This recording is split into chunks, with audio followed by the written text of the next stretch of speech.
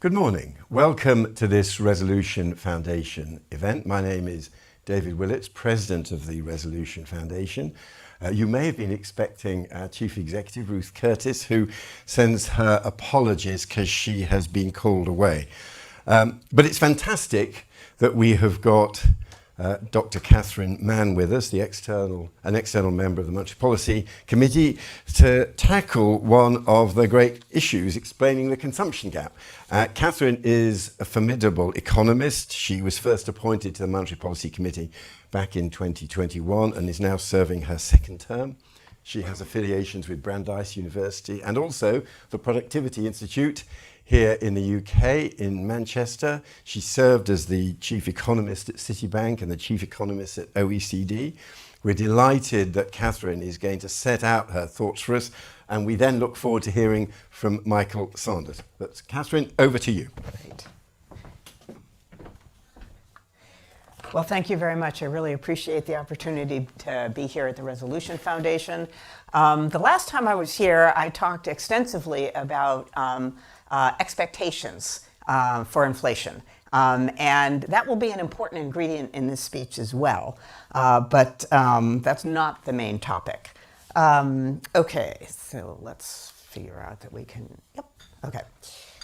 So the risks to the outlook for the UK economy are twofold. Inflation remains persistently persistent, and the outlook for growth remains modest. In my most recent speech, actually set of speeches, I laid out the research that supports my view that the upside inflation scenario from the May 2025 Monetary Policy Report is playing out. And I argued that policy needed to be restrictive for longer, both to squeeze out inflation persistence, but also to rein in expectations drift that we observe in the data. However, I also presented evidence of downside risks to GDP outcomes that warranted further attention. So that's what I'd like to do today. I would like to focus on weakness in demand, zeroing in on consumption. Now, consumption accounts for about 2/3 of total GDP. That's why we want to focus on it. And judgments on the trajectories for consumption and its mirror, the household savings rate, have played a central role in the overall forecast on which I have to make monetary policy decisions. We need to evaluate those judgments. So let's go to the aggregate picture of my backdrop from which I'm going to emphasize consumption. Now, before turning to consumption, I'd like to show an update of the model-based forecast of the entire distribution of future GDP outcomes. Now, this is a econometric technique that uses high-frequency data or multi-frequency data and allows us to use econometric analysis to get the entire distribution of possible outcomes, not just the center point. It's called quantile Midas. Now, this entire distribution of future GDP outcomes allows me to assess and quantify the downside risks to growth. Now, I'm showing the updated GDP nowcast distribution for September 2025 in the aqua line. Compared to earlier nowcasts this year, the distribution of possible GDP outcomes is wider and flatter. What that means from a understanding distribution standpoint is that there's a significant degree of uncertainty about future GDP growth. Now, I'm going to contrast this just to help you understand the chart. If you look at December 2024, it's unimodal, above zero, and that tells you pretty much all of the data coming in. We're telling you about what the modal estimate for GDP outcomes going forward would be. Over the course of 2024 and 2025, as you can see of these other quantile Midas distributions, a bimodal distribution coming from the various data started to develop in the GDP nowcasts. So the bimodal distribution basically is telling you if you're only looking at the center, you're either going to be too high or too low because there's no mass of the data in the center. Where we are now is the degree of uncertainty. It's a very wide and flat distribution. Now, could this behavior that we observe, and particularly what we observe now, could this be driven by weakness in and downside risks to consumption? So let's take a look at consumption. So the left panel, this one that you see here, shows that there was a clear upward trend in nominal and real consumption between 2011 and 2019. That's the orange and the aqua, so both rising, real consumption positively growing. Now, since the pandemic and the energy shocks, even though nominal spending on consumption, which is aqua, has returned to its historical trend, that's the dotted line, so nominal consumption is basically back on path. Real consumption, which is in orange, has flatlined. This is the consumption gap, that's in the title of the talk, the persistent deviation of real consumption volumes from their trend growth, which their trend growth would have been the orange dotted line. Now, a key observation about the gap is that real incomes, let's go over to our main determinant of consumption, which is real income. A key observation about this consumption gap is that real income in the gold line on this right-hand panel, that's grown at rates similar to or even slightly above the average before the shocks. There's a step down, but then the growth rate resumed. However, the wedge between the rise in nominal incomes, which is pink, and real incomes in gold, illustrates how much worse off households are in real terms following this recent inflationary episode. Now, the picture becomes even starker if we look at real disposable income. That's in the purple. Now, this is shifted even further below trend than have real incomes. So among the factors responsible are frozen tax brackets, which have dragged on households' real disposable income and consequently their ability to spend. But higher interest payments have also contributed to this downward shift in real disposable income as well. I'm going to grab a water.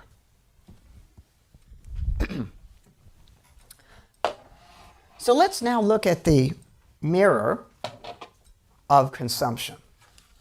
This is savings. Now, like other components of GDP and national accounts data, consumption data is revised annually in the ONS's Blue Book revisions. And the latest revision was published only about last month. Now, consumption and savings rates are two sides of the same coin. Revisions to consumption also implied a revised understanding of household saving behavior in the economy. Now, this chart outlines our forecasts for the household savings ratio, and it's split in the two panels by Blue Book iterations. This is so that we can compare forecasts that are based on the same understandings of past outcomes. In other words, we don't want to merge forecast error with revision, because revision we didn't know about. Forecast error says something about our forecasts and about our judgments. So on the left, I show 4 forecasts following the Blue Book revision in 2023. If we compare the pink line to the evolution of the forecast, it shows that we tended to underestimate the saving rate in 2023 and by mirror, overestimate consumption. Now on the right-hand side, I show the 4 forecasts following the Blue Book 2024 revision. Now this shows a better track record. We've got the pink, which was 2023, so it got revised down substantially, to the white for 2024, and then our forecasts going forward are a better track record, but it also shows that the forecasts continue to project a significant decline in the savings rate, and we have not seen this play out systematically in the data for over these 3 years. Now, going forward, should households engaged in more precautionary behavior than is projected, there would be downside risk to consumption. This judgment call about savings rates declining, this risk is one that I'm paying particular attention to and looking for evidence to understand. So let's now consider various explanations for the consumption gap. So, why is consumption weak and savings strong? Household perceptions, experience of inflation, and the price level shift. This is our first story.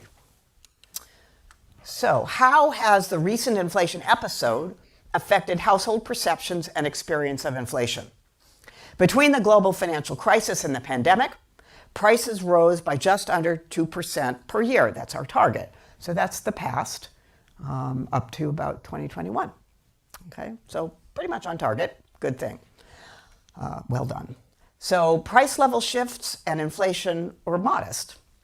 And the trajectory in purple had continued. If those past trajectory had continued, which is the purple line, purple dotted line, if this had continued, prices would now be just about 10% higher than at the end of 2019.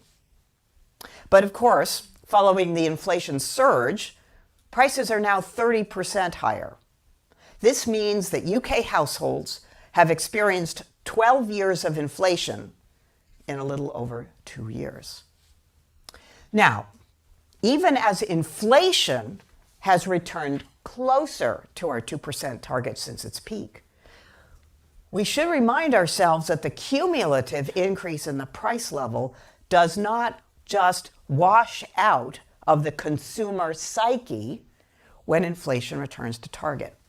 So first, the price level per se will not fall, and the latest Bank Ipsos Inflation Attitude Survey, we ask respondents what was influencing their inflation expectations. 33% of respondents cited past price changes over the long term as affecting their expectations. Now, this is double the share of respondents in 2019. So many more households form their expectations of future inflation in a backward-looking way. They're looking at their experience in the rear view mirror in order to evaluate their expectations for inflation today.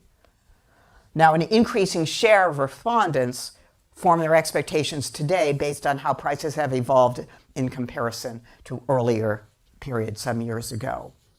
So backward-looking expectations have become increasingly embedded in the inflation expectations process for households and how they think about inflation prospects. Now, research confirms that consumers who have experienced difficult economic times from the past become more pessimistic about their personal finances and continue to spend less for many more years. So we have scarring in terms of consumer behavior. Now let's look to see other factors that are relevant for consumer behavior. Now we need to look at distribution. I've talked about distributions already, but the distribution of income across the economy is not even. And so the distribution of how spending is undertaken also is not the same across all parts of the economy. So this disaggregation by income deciles gives us an idea of how households' experience of inflation can differ based on the type of goods and services they consume. And now that, in turn, is going to influence their inflation expectations and their consumption decisions. So these are household cost indexes, HCIs, and they show how different groups of households, specifically across different deciles, income deciles, have experienced changes in prices over the past years. Now, first, we can observe that household costs, which is the top line, is the aqua line, this is the overall cost structure for different deciles, didn't rise equally across income deciles. They rose more at the lower end of the income decile, and this largely reflects the higher share of spending on essentials, which are all the different colored bars, relative to discretionary income, which is discretionary items, which is purple. So it's clear that lower income households had less scope to cut spending relative to their higher income counterparts. Now we can break down the costs of essential items into further subcategories to explore specific drivers of consumers' personal inflation rates.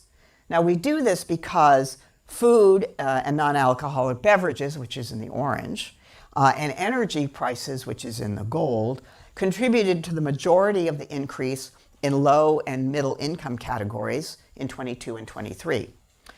Now these are particularly salient parts of the consumption basket and are particularly relevant for the underpinnings of inflation expectations. Now it's also housing costs are also an important contributor to the household cost of living.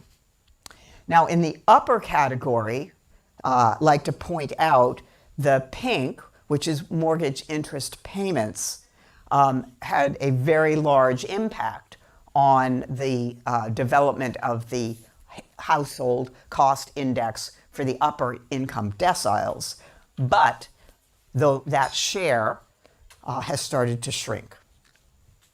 So let's look a little bit deeper into how these different types of shocks to different categories of consumption and to overall consumption affects consumer behavior. So second story about why is consumption weak, scarring from these shocks that I've just described for you. Evidence from the household surveys helps us to see how the different inflation expectations have influenced consumer behavior. Now, the left panel of this chart shows a snapshot of responses to a question about changes in spending behavior across income quintiles in response to the increased cost of living. Now, this snapshot was taken at the peak of the cost of living crisis, Q3 2022. This is from the Bank of England NMG survey of household finances, so you can go look for yourself. Now, lower income households tried to limit the increase in costs by reducing the quantity of goods and services they bought or by substituting cheaper products, and that would cut the spending in real terms. So that's the orange bars. Most important for the low category, cutting back completely and spending less. Now, the higher income, which on the top 20%, higher income households have continued to consume similar goods and services as before and therefore has spent more overall. That's the purple bar. Now this is nominal spending because that's indicating they're smoothing through the cost of living shock. So buying the same thing, but of course it's going to cost more. So that gives us an idea about where the consumption gap might come from. Now these results reflect consumer behavior at the height of the cost of living crisis. Have they changed consumer behavior? Has this change in consumer behavior persisted? Data from the Bank of England Ipsos Inflation Attitude Survey, different survey, also you can find it on the web, suggests the answer is yes. So right-hand panel. The right-hand panel shows the self-reported actions of survey respondents as of August 2025 in light of their expected price changes for the coming year. An increasing share of households wants to buy better value goods and services. That's the purple line.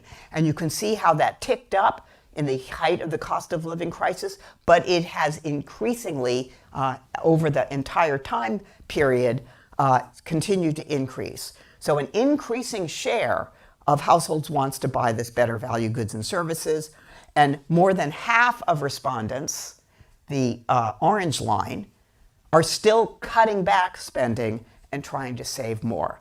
So that tells us something about the flatlining of real consumption. Now that's up from 30% in the pre-COVID period. Now all of this data here on scarring is consistent with the continued lack of strong real consumption growth observed in the opening charts that I showed you. The survey evidence suggests that households' experiences during the inflation surge have affected their consumer behavior even after inflation has moderated.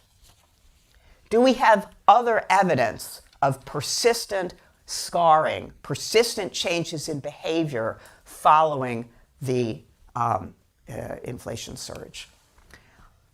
Yes, we do. Now, this is a set of elasticities of how people respond in their spending to changes in prices. We all remember demand curve slope downward. Okay. Further evidence of scarring effects of high inflation and the rise in price level comes from these evidence on demand elasticities.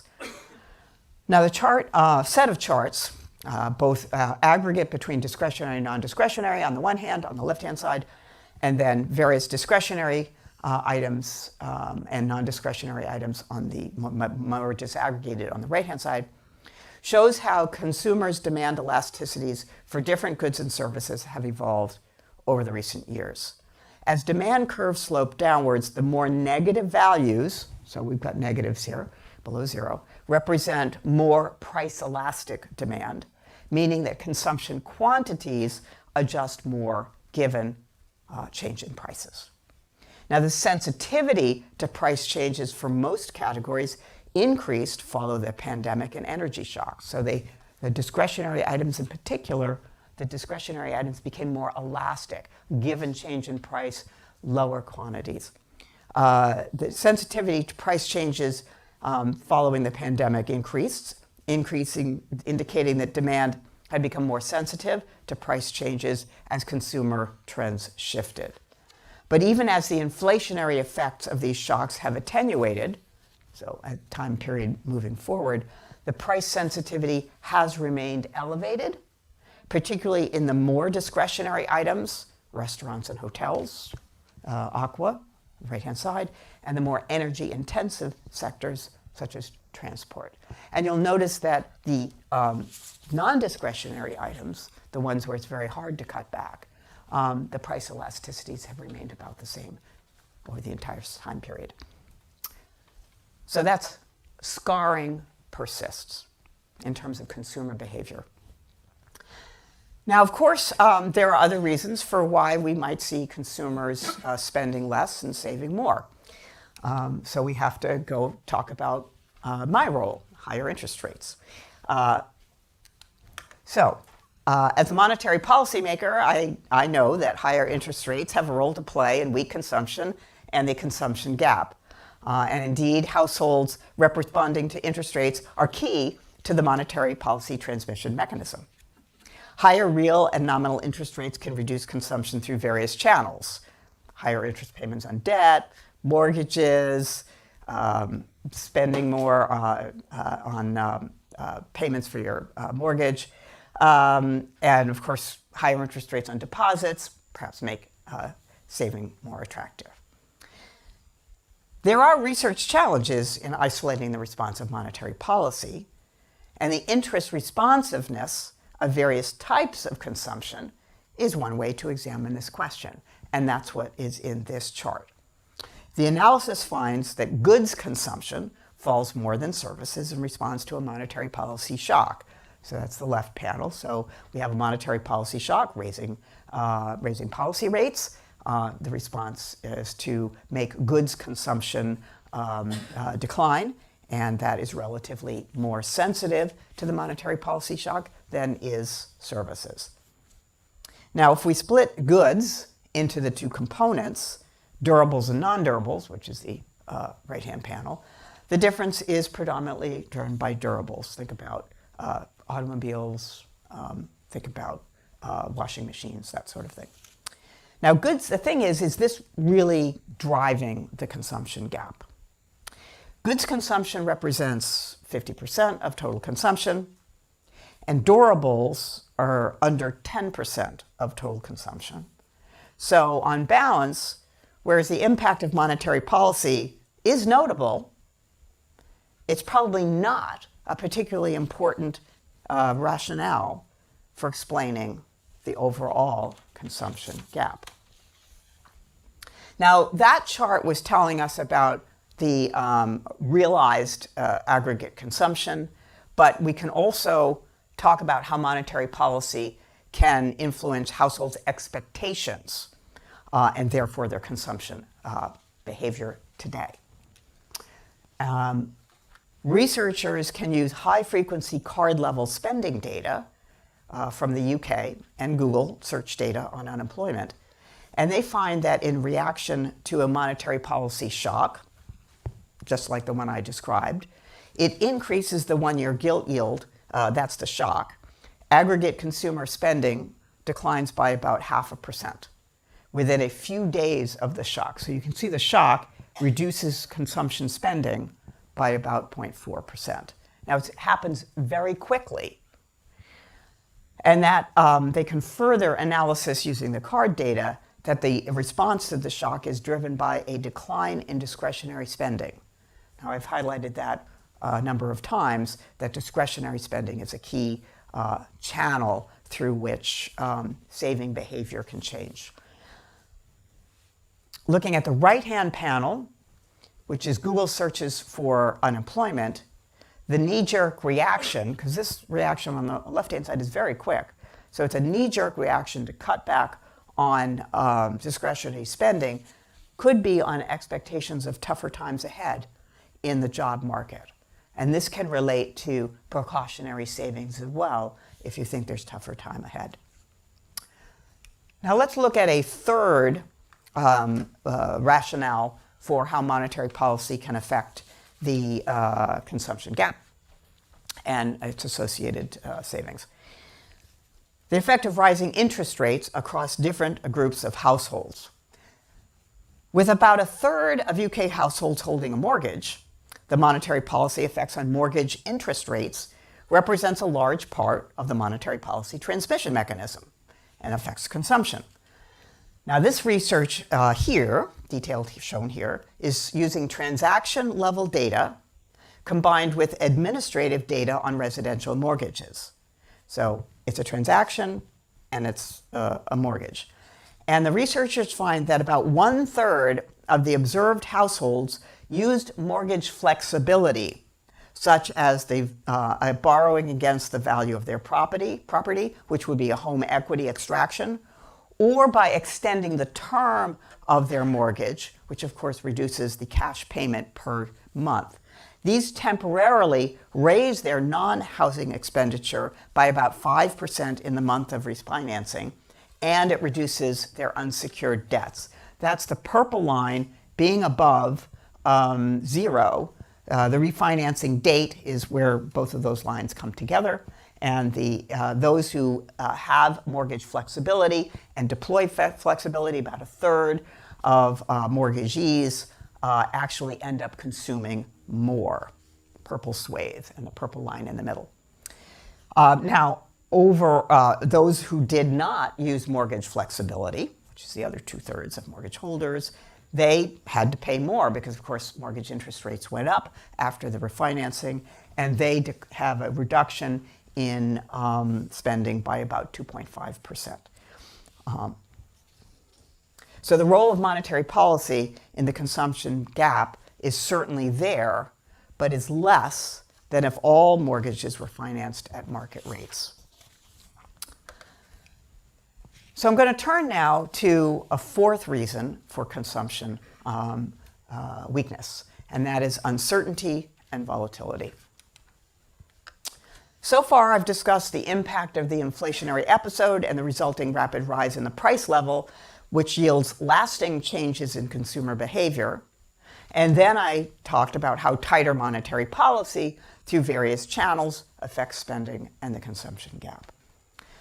Now, about a year ago, I gave a speech talking about the end of the Great Moderation and the set of shocks that have contributed to a more volatile and uncertain economic environment. Now, this type of environment of uncertainty and volatility makes it more difficult for economic agents to make consumption versus savings decisions. So alongside weaker consumer confidence, heightened uncertainty can encourage households to become more precautionary and to build higher savings buffers, which drags on consumption. Do we have evidence of this behavior? Now, the first step relating inflation, inflation volatility, and consumption is to look at empirical evidence that certain shocks increase both the first and second moments, that is, the level and volatility of prices. That's what this chart is showing, the first step relating inflation, inflation volatility, and consumption. This is the first step, inflation and inflation volatility.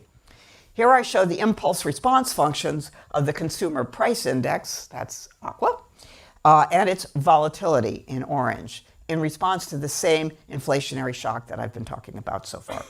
Now, this evidence suggests that inflation volatility rises and remains elevated for about 4 quarters after the initial shock.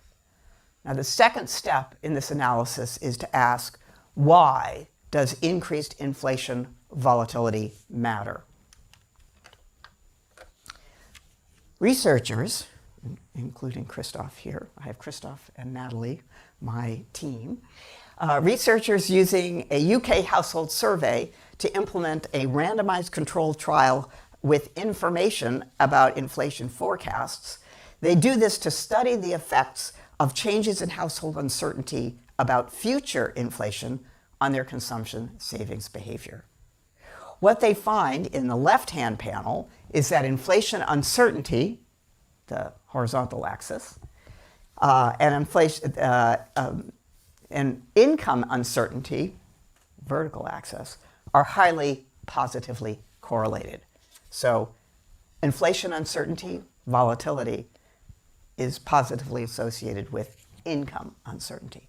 Now, the right panel shows that households uncertain about inflation become more uncertain about their expected income. So again, we have inflation uncertainty on the horizontal and expected income in the aqua. So inflation uncertainty today makes them more uncertainty about their expected incomes tomorrow and their expected spending, which is in orange.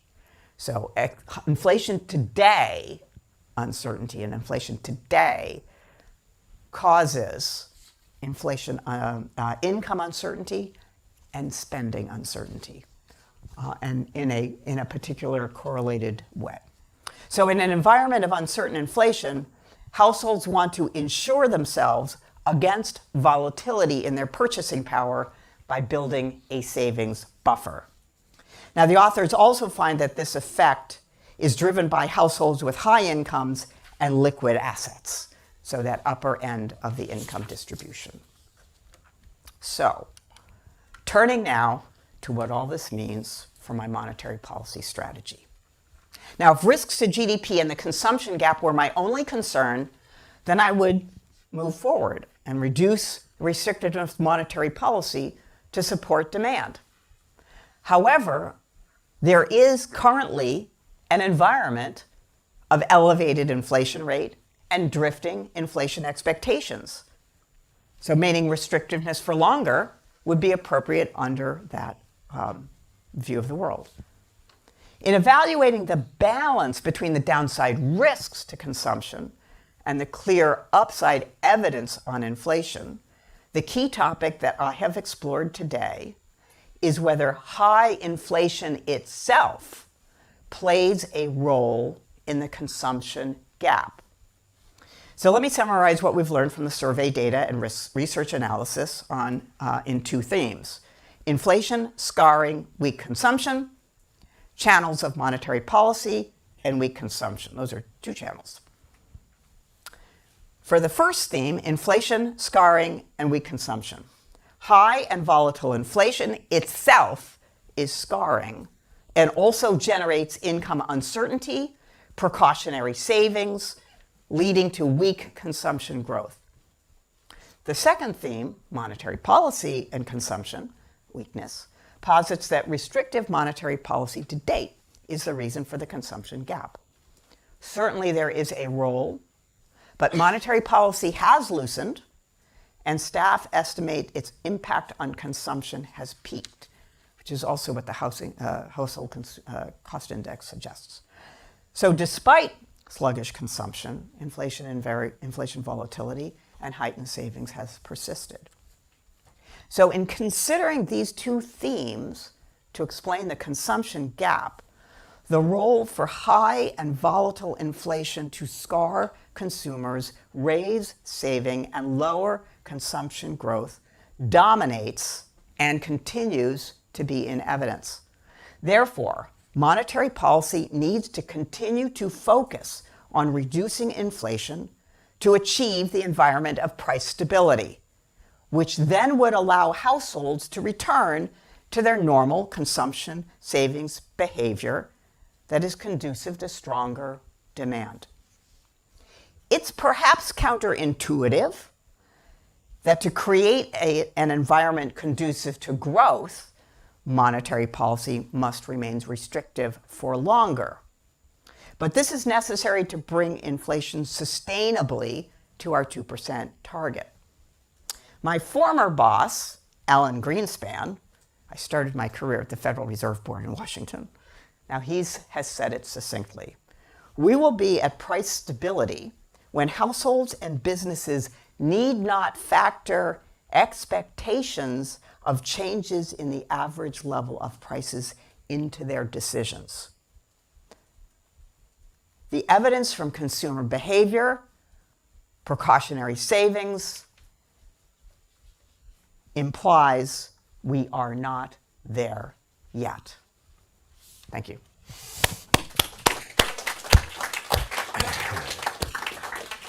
Thank you very much indeed, Catherine. Very interesting, very thought-provoking. For us at Resolution Foundation, we love charts, and you had some fantastic charts. It was good to see a bank analysis, which actually looks also at the household distribution of income as a factor in your analysis. And also, we always love it when people have using innovative real-time sort of data sets. So thank you so much. For our participants online, of course, do go to our website and you can use Slido to put in your questions, which are already coming in. And I'm delighted that we're now going to hear from Michael Saunders. Michael, who is Senior Economic Advisor at Oxford Economics. He, of course, has also been an external member of the Monetary Policy Committee and was reminding us also that he has spoken at Resolution Foundation events before. It's very good of you to join us today, Michael, and over to you for your comments. Thank you, David. Thank you, Catherine. Thank you all for coming along. Let me start by thanking Catherine for that fascinating speech and also for her public service as an MPC member. So a key point of this speech is that higher inflation tends to cause higher inflation uncertainty, which increases households' uncertainty over their future incomes and hence prompts households to increase their precautionary savings. And there's been, as Catherine said, very useful Bank of England research on this, also research by the Bank of England and research in the US, which has highlighted this. And this helps to broaden our understanding of the effects of supply shocks. If you go back a few years, the standard approach was to assume that adverse inflationary supply shocks caused temporary and symmetric rises in inflation and weakness in real activity. And both effects would fade typically after a year or so.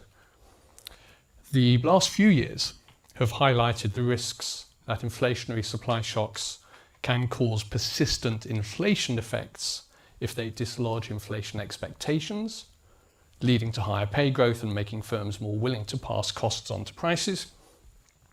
And Catherine's speech and the research which underlies it highlights that the adverse effects of inflationary supply shocks on real activity may be also magnified if the weakness in real incomes is reinforced by higher savings caused by higher inflation uncertainty. So by itself, of course, this would produce even greater weakness in demand, which would tend to lower risks of inflation persistence, but you could still get to a scenario of inflation persistence if the shock to inflation expectations is great enough. I think this insight into the effects of supply shocks is especially relevant because, as Catherine highlighted, we probably face more frequent adverse, that is inflationary, supply shocks now than we did in the 20 to 25 years before the pandemic. And that means we're most likely in a more volatile inflation climate. So to bring this to the current situation, inflation has stayed above target this year, largely because of the effects of supply shocks. High inflation of recent years has lifted inflation expectations and pay growth and raised inflation uncertainty. And we've had further adverse supply shocks this year from increases in food and energy prices, plus the hikes in NICs and the national living wage. High inflation, of course, has eroded real incomes and spending, and the resultant drag on spending has been exacerbated by high household savings, possibly in part reflecting elevated inflation uncertainty. Looking ahead, barring new supply shocks, inflation is likely to fall next year as this year's supply shocks fade. Now, the view which Catherine highlighted at the end is that inflation uncertainty has played a big role in this rise in household savings. Hence, as inflation falls, declining inflation uncertainty can bring household savings substantially lower, even without lower interest rates, and this would give a sufficient boost to demand. And while I agree with the earlier parts of it, I'm not quite sure I'm with you on that bit. First of all, I do think that part of the rise in savings, perhaps more than you allow for, reflects tight monetary policy rather than inflation uncertainty. It's useful perhaps to consider the experience of France versus the UK. Both had similar increases in interest rates. There's been a slightly bigger drop in France, but France had a relatively small rise in inflation and inflation uncertainty in the last few years. And yet the rise in household savings now compared to 2016-19 is similar in both countries. So that suggests to me that on the balance between monetary policy and inflation uncertainty, I would put quite a lot of weight on monetary policy. Second, even while lower inflation may reduce inflation uncertainty over the next year or two, I'm not sure that inflation uncertainty will fall back that far to pre-pandemic levels. And I think your points about scarring there are right, that the recent high and volatile inflation may well have a persistent effect on inflation uncertainty. So even if and when inflation falls back to the 2% target, for some time, people may remain relatively uncertain over the inflation outlook, and that would tend to keep savings relatively high. And the third reason I think to be sceptical, or rather unsure about the strength of consumer outlook, is that ongoing job losses, tax hikes, and broader worries over the fiscal outlook means that even as inflation uncertainty falls, broader economic uncertainty may remain high. So my hunch is that while the savings rate will probably fall a bit over the next couple of years, I'm not sure that lower inflation uncertainty will bring savings sharply enough lower to produce a strong recovery in demand, especially in the context of the sizable fiscal tightening that we face for the next few years. So I expect rather subdued growth, unemployment at or above current levels, and that monetary policy will probably, over time, have to do more to support growth through lower interest rates. But however things turn out, the MPC will, of course, remain focused on returning inflation sustainably to the 2% target, in line with their remit. And part of that involves commitments to in-depth research, communication, discussion, debate, and we've had all of that from Catherine, and I would like to thank her again for that. Thank you. Thank you, Michael. I think I might turn straight to Catherine because Michael has a very interesting observation about saving, the kind of the logical equivalent of all this, and the extent to which inflation uncertainty is the issue. And perhaps I could also add a sort of cruder angle, which is we have events at Resolution Foundation, and one of the things we discuss is Britain being a low investment, low saving country. And I guess you're saying that there's some kind of appropriate level of saving that people would like, and then there's saving caused by the inflation uncertainty. But there's often, even within the Treasury, a degree of ambivalence. In the short run, they'd quite like it if people would consume more and save a bit less. But the other half of the time, they're like, in the long run, that we saved more. So where give your observations on the savings performance? So savings, household savings rates are maybe 5 percentage points higher than historically. I think the question is the household savings rate is elevated for the reasons that I pointed to, and that has implications for consumption. Now, the longer term issue of savings and investment, we would have to bring in the role of cross-border capital to finance investment. Plays a very big role in many countries. So the gap between domestic savings and domestic investment is not really a requirement. That doesn't have to be equal by any means. Many countries have financed investment from abroad. So the investment story is a different one than savings consumption and how that relates to domestic demand and to monetary policy choices. And do you want to comment also on Michael's particular observations about how you think how important inflation uncertainty is in predicting future behaviour?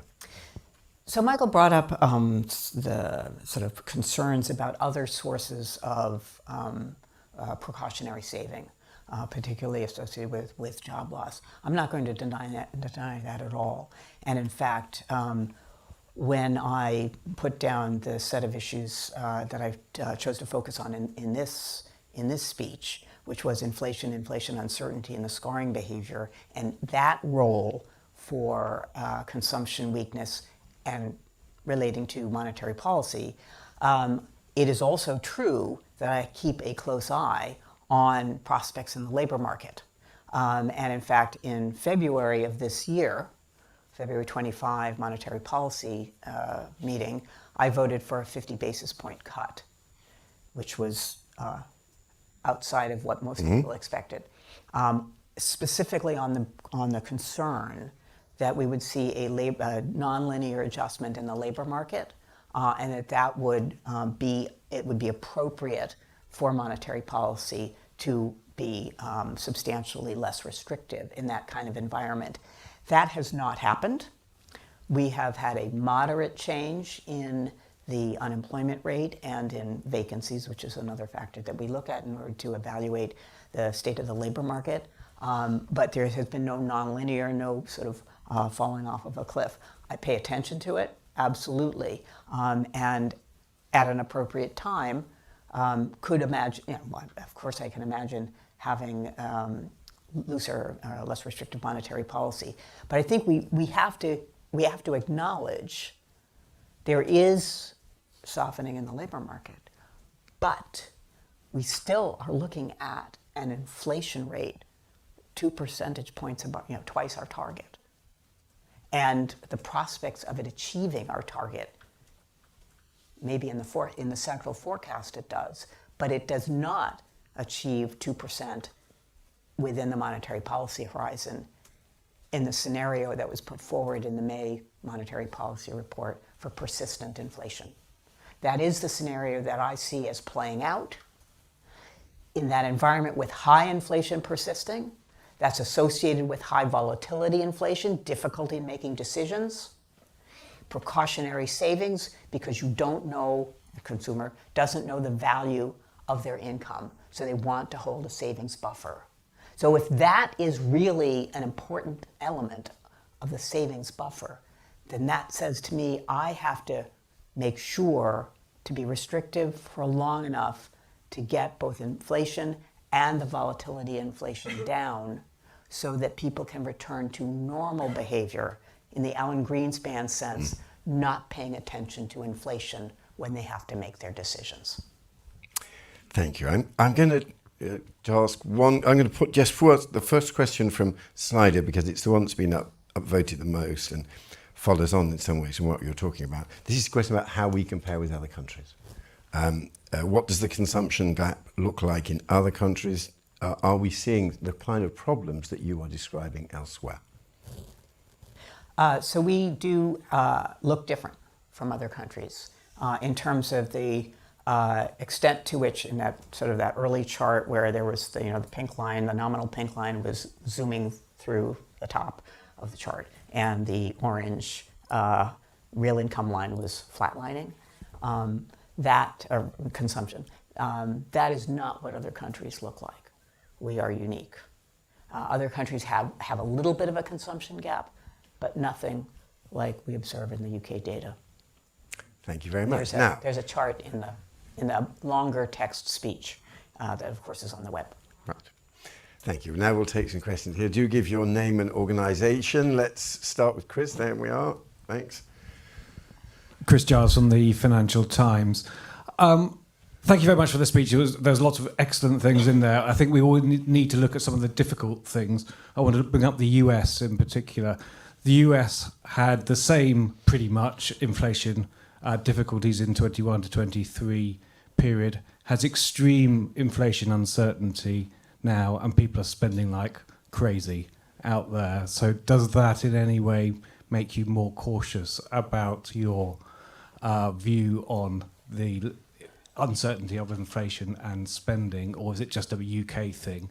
And just a very quick thing about the Bank of England forecast. Every time when you showed this, the Bank of England expects the savings ratio to fall from wherever it is. Is that a mistake, and have you not been able to persuade the other members of the MPC to change that? Thank you. Let's hear from Canada, and I'll also ask Mike for his comments. But the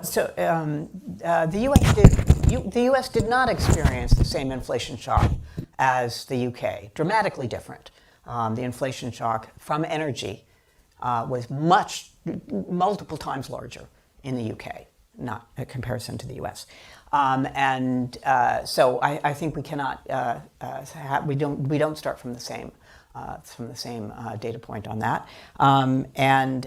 With regard to inflation uncertainty, there is this positive correlation between high inflation and inflation uncertainty. So I would caution making an assumption about what's happening to inflation uncertainty in the US. There are many different kinds of uncertainty indicators that we could be looking at. This one is statistical, inflation volatility, and that's different for the UK than it is for the US. And the bank's forecasting performance. Maybe your speech is what's going to lead to a shift in how the bank forecasts these things. I showed you charts about how the forecasts do continually project a decline in the savings rate. We have recognized that as a very important call, judgment call, and that is a key reason for engaging all the research that the bank has undertaken and that I've presented here. Very good. Yes, ma'am. Oh, Thomas it's available, Fridatek by from the way. T. Rowe Price. Thank you very much. Excellent speech, excellent comments. So I agree with you that it's quite striking by how far savings have gone up, but I wonder whether there's some more structural explanations, and I think two come to my mind. One is the shift to working from home, and when you work from home, you tend to save more. You don't have to go on a train and so forth, and those are expensive in this country, just as an example. The second one, perhaps more relevantly, is that if you look at incomes over the past couple of years now, and I was actually surprised you didn't look at the ASH survey. If you look at the ASH survey, actually you see that wages in sort of the lower quartiles have gone up in real terms quite significantly, and that's because the minimum wage has risen by 30%. So I'm wondering whether that significant real increase in wages has put those people for the first time in their lives, given them the ability to actually save, to behave more like life cycle consumers, as we economists refer to. And therefore, there could be some structural reasons that are actually beneficial, because I think we want everyone to save more behind this big savings gap in the UK. Yes, you did focus a bit on income distribution effects. Structural savings associated with work from home, I think that could go either way. A variety of people have had to redo their residences to make it more conducive to be able to work from home, and that would be, associated with a reduction in savings, not added to savings. On the lower end of the income distribution and perhaps being able to save, when we look at our various deciles, although they are better off in terms of real income, there is not evidence that they have changed their behavior to be able to save. It allows them to consume more, not save more. I wonder, Mike, if you want to comment, Yeah. add anything on that, or indeed on Chris Charles's earlier question. On Chris's earlier question, I think the key difference between the US and the UK is to do with asset prices and wealth effects on spending, which have been much greater in the US than they have been here. And I take Catherine's point that the inflation experience is not quite the same. On household savings, I think that's an intriguing idea, that low-income households can be saving more. We don't have sufficient really granular data to be able to make a strong view on that either way. But if it's there, I would say it's one of a series of factors, including demographic change and broader income uncertainty, which would tend to keep savings rates high, even if and when inflation itself falls a bit. Let's now, I see several hands up now, so let's collect a bunch of questions. I think there are 3 on this side of the room, and let's collect all of those together, please. Yes, starting here. Yeah, thank you very much. Really fascinating. I've taken a lot of notes. Ewan Grant, UK Defence Forum. My question is triggered immediately by an article by Jeremy Warner in the Daily Telegraph yesterday about AI and a possible long-term gap before the displaced jobs return in different sectors. In other words, possible demand shock. Do you see any signs across the Western world that that is starting to factor in to consumption gaps? Right. People who perhaps weren't Yep. particularly concerned before now are. Right, very interesting. Let's pass the question. Yeah, yep. Hi, Tom Rees from Bloomberg. What role do you think, if any, does political uncertainty have on consumption at the moment? You know, we're going through another period of a lot of uncertainty about taxation. I had the budget. We had a similar one last year. Is that weighing on consumption as well? Thank you. And then down at the far end there. Yep. Thank you. David Whitaker, formerly of the Treasury. I was really fascinated, Catherine, by the chart you showed with the price elasticities of demand changing over time. And I just wondered if you had the equivalent for income. And also, and I appreciate you may not be able to answer this question, maybe one more for Michael. What implications does that have for policy as we go into the autumn? Is there a way that specific policy could be targeted to hit groups or income deciles that might now be more sensitive with higher income elasticities? Thank you. So some extra factors being thrown in for consideration. Your observations, Catherine?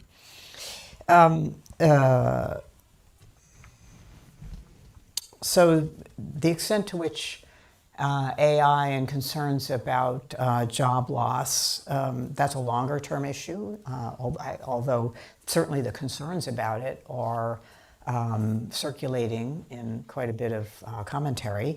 So Michael mentioned precautionary savings. One of the card level high frequency data indicated some concerns about unemployment through Google searches. So precautionary savings on account of concerns about potential job loss is something that is very real and certainly is something that we pay attention to. You know, that's certainly relevant. On political uncertainty or economic uncertainty in general depresses the economic environment. We've talked about that in our monetary policy report and showed a variety of indicators associated with that. So this, to the extent that that too creates uncertainty, it is part of the environment in which consumers want to be able to save more because they are concerned and they want to have precautionary buffers. If you just don't know how things are going to unfold, then you might want to carry a little extra buffer. On income elasticity, with regard to different policies, I'm not quite sure I understood that question. I'm sorry. Sorry, I was thinking. Yes, do that. Yeah. Just wondering if people who had experienced different wage growth across the income deciles were becoming changing their demand preferences, and was that changing over time, and would policy perhaps in the autumn respond to that? Okay, so in other words, rather than seeing those price elasticities by product category, you want to see the price elasticities by income group. Yes. We'll look into that. Any comments that you want to make, Michael? So I think these points about broader causes of uncertainty highlight the extent to which the economic outlook has fundamentally changed over the last 20 years. Right? The 2010s saw low potential growth, but for most of the time, uncertainty was not terribly high. Right? We were facing a supply shock of lower productivity, but we weren't facing these frequent inflationary supply shocks. This decade is low productivity growth and hence low trend income growth, plus a whole series of inflationary supply shocks and the upward effect on savings and the scarring on consumer psyche that stems from that.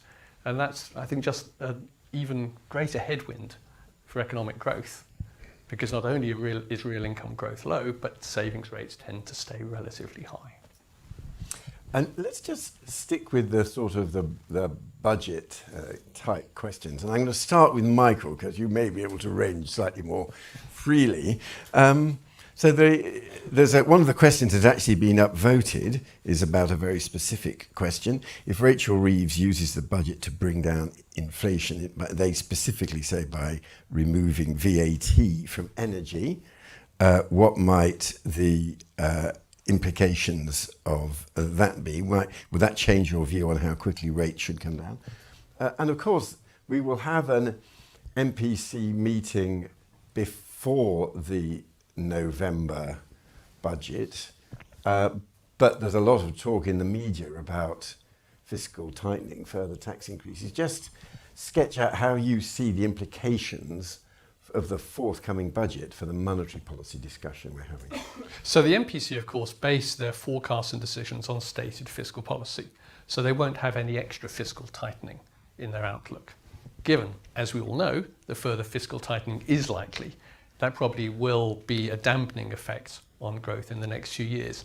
But my guess is that the tax rises and perhaps spending cuts that we'll get in the budget will be chiefly backloaded rather than things which will hit growth in the next year or two. So while it will dampen the growth outlook a bit, because the MPC really focus on the next 2 to 3 years, some of the tightening may fall a little bit off stage as far as they're concerned, so they won't have to react to the full impact of it. Nevertheless, the net effect is likely to be somewhat weaker growth, and hence, all else equal, arguments for lower interest rates. On energy, I think the channel by which it could matter for the MPC is not because it lowers inflation directly, because that would be a temporary effect. But it would be if it materially affected inflation expectations and pay growth. Now, we've seen over the last few years that inflationary shocks from energy and food can push inflation expectations up and create persistent inflation through higher pay growth. If the opposite were to happen, then that would help the MPC, but I stress it would only be if inflation expectations came materially lower. Interesting. Catherine, anything you want to add on fiscal policy and its interaction with monetary policy?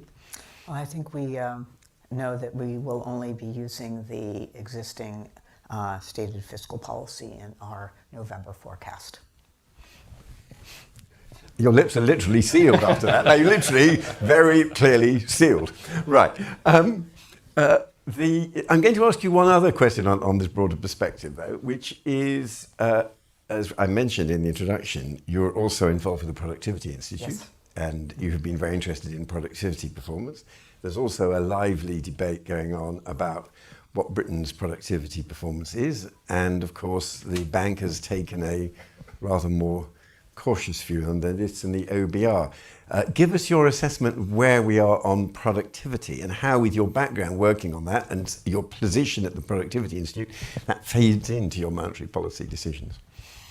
So I've had the opportunity to work with a very good postdoc at Alliance Manchester Business School on issues related to finance, investment, and productivity growth, looking at 45,000 firms in the UK.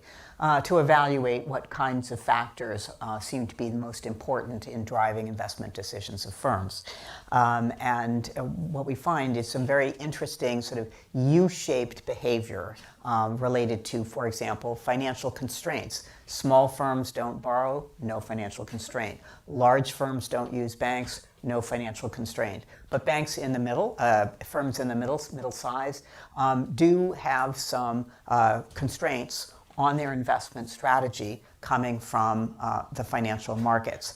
The relationship between that and bank rate, for example, though, is much less clear, because within that group, there are firms where managers use an internal hurdle rate, which is much higher than financial conditions would warrant. So understanding managers' decisions to invest is a key ingredient in understanding the relationship between monetary policy, financial conditions, and investment. There's another U-shaped factor relating to productivity, which is low productivity firms and high productivity firms don't really invest very much. Firms that are in the middle productivity firms invest quite a bit in an effort to catapult them into a higher productivity and more competitive status within their industry. So it's a very interesting relationship there. Now, I'm going to collect the final sort of questions on this side, and then we'll bring to conclusion. So I think let's try briefly, yes, 3 interventions there, and then the final responses from our panelists. Yeah. Great speech, Catherine. John Chung here from Interpretive. I've got 2. The first one is, it might seem a bit far-fetched, but would you entertain the prospect of even hiking rates if the current CPI hump doesn't come down? Obviously, most of it is due to the food hump currently, and partially because of NICs as well. But there's no guarantee that further administered price increases from the current government won't come in next year or 2. So say if the government keeps piling on that front, and CPI keeps rising, but yet demand continues to deteriorate as a result of those actions, you're sort of stuck in a sticky situation. So what do you do then? And then the second one, very quickly, is that the UK's SARM rule has effectively been triggered. So unemployment rate has risen 0.5% from its 12-month low. Does this give you some thought on how you view the path for bank rate, given the potential risk of recession here? Although I'm aware that you don't have a dual mandate like the Fed does. Thank you. And then behind you, there was another question. Yeah. Hello, David Milliken from Reuters. So 2 questions for Catherine and for Michael. One, I was struck by sort of the chart showing elasticity for recreation and culture goods didn't seem to have changed, unlike for sort of travel and for hotels and sort of restaurants. And any insight as to why, as obviously that covers quite a range of goods, whether it's sort of streaming services or sort of concert tickets. And second, also, Catherine, I know you sort of mentioned that freezing income tax thresholds played a role in restraining consumption, and whether that's an area where you think that's a sort of suboptimal way for the government to be raising taxes, if either you or Michael can comment on that. Thank you. And then was the one other. Go to Catherine first to save time. Right. And then was, yes, yep, there.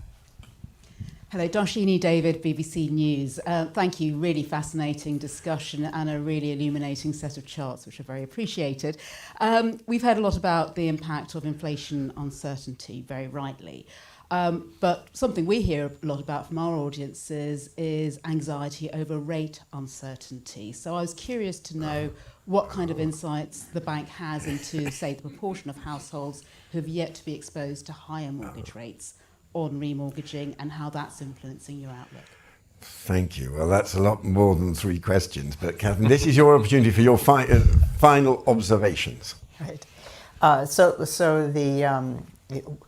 Would I entertain hiking? Now, I've been asked this question before, and I've referred to a speech I gave more than a year ago. I think it was almost a year and a half ago now, that I don't think it's a good idea for monetary policy to hike, hold, cut, hike.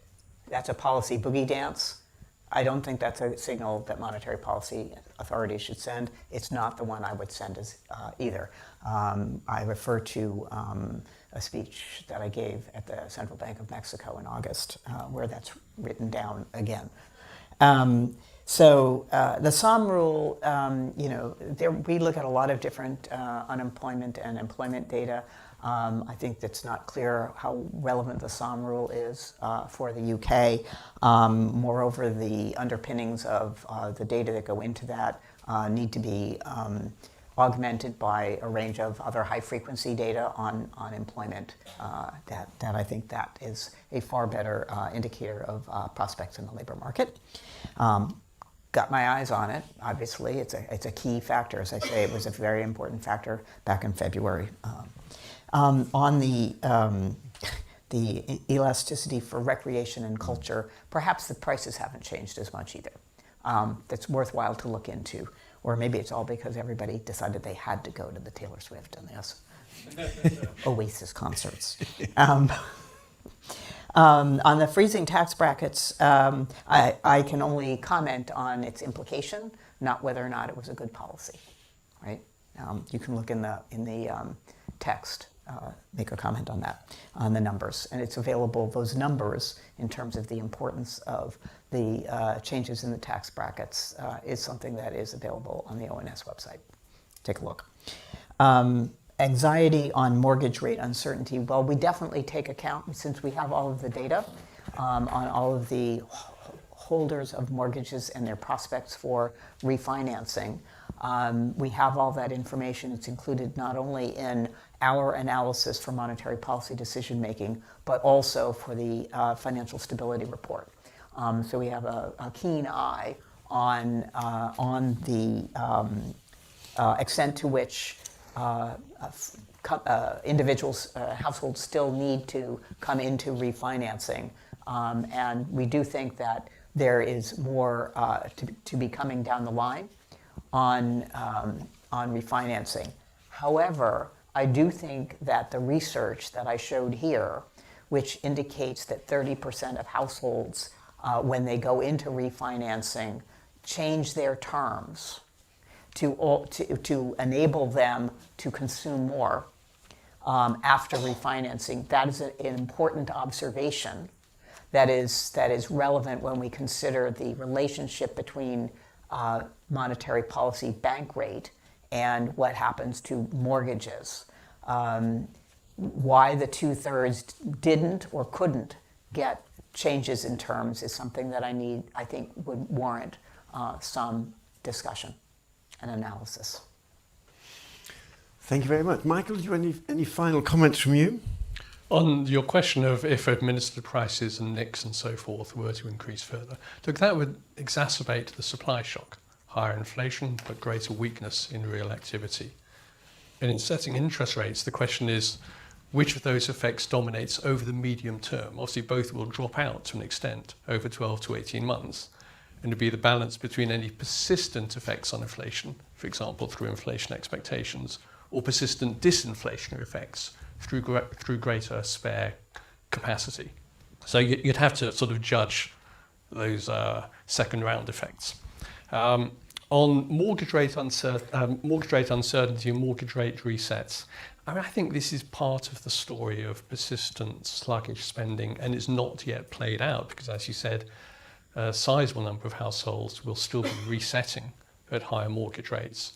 And unfortunately, with the whole yield curve so much higher than it was 5 years ago, these households have nowhere to go, right? They have no option with which they can vary their mortgage duration in order to maintain the same low mortgage payments that they fixed out 5 years ago. They're going to face a squeeze either way. Well, thank you very much indeed. Thank you to our questioners, including online.